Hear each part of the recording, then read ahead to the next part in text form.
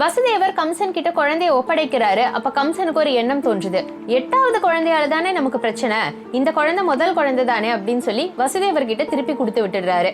கலகம் செய்யறதுக்குனே பிறந்த நாரதர் சும்மா இருப்பாரா? கம்சனுடைய மாளிகைக்கு வராரு. கம்சன் முன்னாடி 8 கோடுகளை வட்டமா வரையறாரு. இந்த 8 கோடுகளும் தேவகியின் குழந்தைகள்னு சொல்லி கம்சனை எண்ணி பார்க்க சொல்றாரு. கம்சன் எண்ணி பார்க்கும் பொழுது எந்த கோடுல இருந்து தொடங்கினாலும் பக்கத்துல இருக்கிற கோடு 8வது கோடா வருது.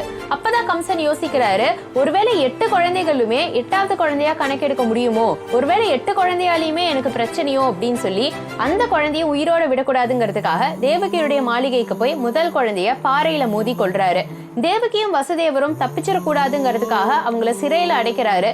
தன்னுடைய தந்தையையும் சிறையில அடைச்சிட்டு வடமதுரைக்கு தானே மன்னன் ஆகிறாரு.